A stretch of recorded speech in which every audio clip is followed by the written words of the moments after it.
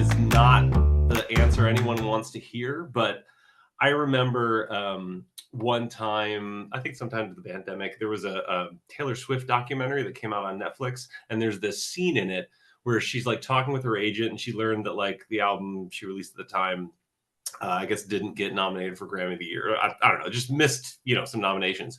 And she was just kind of like, okay, I just have to do better. And I saw in her eyes this thing of just, I have to keep going.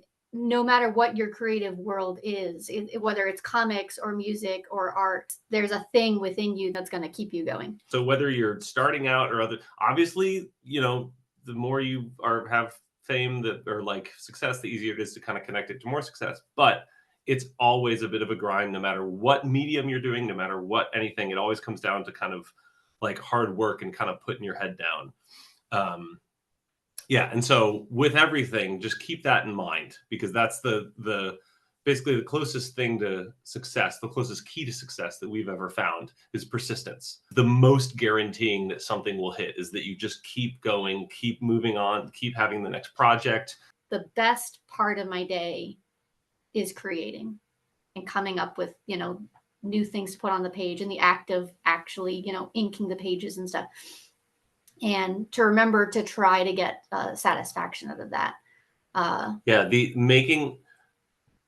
To me at least, a big turning point was realizing that like success is doing the thing.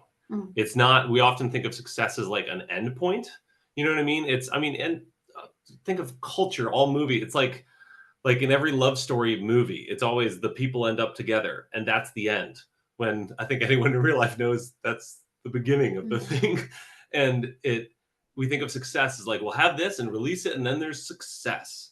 But success is just continuing. Yeah, you want the finances and you want like the monetary success, and that's great. In order to keep going. But it has to be frosting. It has to be extra. The act of creating the thing and the satisfaction from having created the thing, it has to be enough, because there is nothing else that will satisfy that itch. Just sitting there and looking at the blank page, whether it's writing or art or whatever, it just seems so intimidating, and thinking like, I'm gonna mess it up. Like whatever I do has to be perfect from the start, and it doesn't. Yeah. So just like get going, do some sketches, do some scribbles, write some gibberish, and then you can. It kind of reminds me of like sticker anxiety. You ever get like a cool sticker and you're like, where am I going to put this sticker? And then you end up holding onto that sticker for like 5 years, 20 years. and you're like, well, I can't waste it somewhere. And then if you ever like get, and you just put it like on your laptop, on a water bottle, on a window, something, and you just put it there and you're like, oh, okay. And all of a sudden it can be so something you feel like you have to make this masterpiece, and it's like, no, that'll come, but you just got to start. By the way, I just moving. Starting is always the hardest part. Once you get going, it's great. Someone recently put a sticker on a flat magnet and then cut it out, and now it's a magnet, and I thought that was brilliant. Oh, yeah, boom. But it's just starting. I think I would assume probably everyone here would agree, tends to be the hardest thing. Like once you get started, it's almost like a wall. This might be a weird reference, but there's a scene in Star Wars Episode 1, The Phantom Menace, where it's the final bite, and the robots go through this like a gun shield thing, and they have like this little bit of resistance, and then they come through. And I feel like that's always what every time I've seen that, it always is like what starting is, where it's just like it's like a little bit. Oh, okay, there I am, and then you're off to the races, and like all of a sudden you're like, you need to convince your brain, oh yeah, this is fun.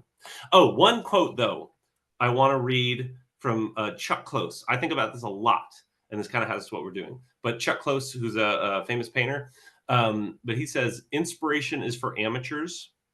The rest of us just show up and get to work. If you wait around for the clouds to part and a bolt of lightning to strike you in the brain, you are not going to make an awful lot of work. All the best ideas come out of the process. They come out of the work itself. And that just, again, if you professionals in any field, they just sit down and they get to work. Waiting around for inspiration to strike it's fun when it happens, but it is useless in terms of trying to actually like make stuff with any kind of efficiency. And by doing all the things that we were talking about just by giving yourself goals. I sometimes will like give myself 30 days and every day just write something, write a chord progression, a lyric, something on the piano.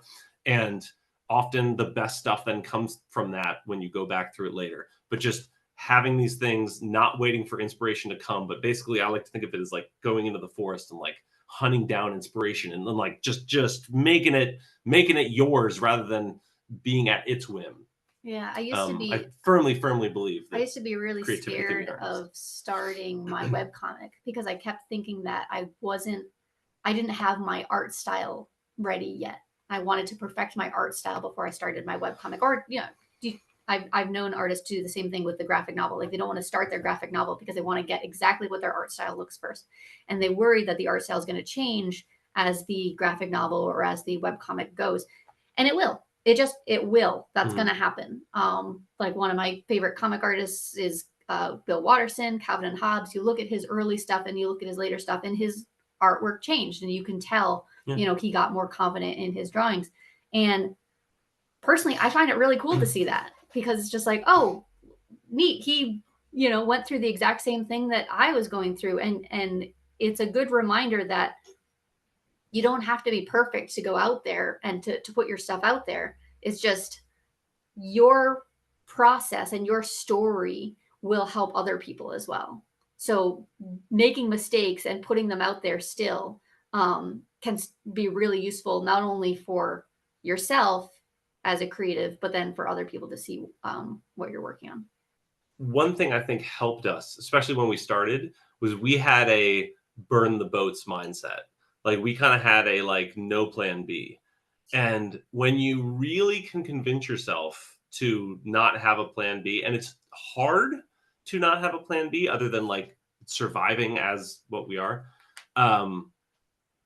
you'll find a way. It's all, everything comes down and to what you're willing to sacrifice. You have your eyes open for all the little places that you can kind of save financially, and that stuff is just as important as like the income coming in, is just the budgeting. And I found too, like at first, the less you buy stuff, the less you want stuff. Mm-hmm. And we still like books and records and collect things, but like I found that we got really good at just convincing ourselves not to buy a thing, and then all of a sudden I didn't feel like I was missing out on stuff all the time. And so there's just, I just think like budgeting and kind of having a like, okay, well, I'm going to figure this out no matter what.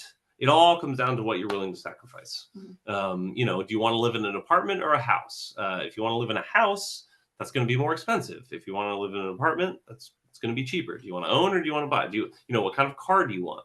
And on top of all this too, ask for help.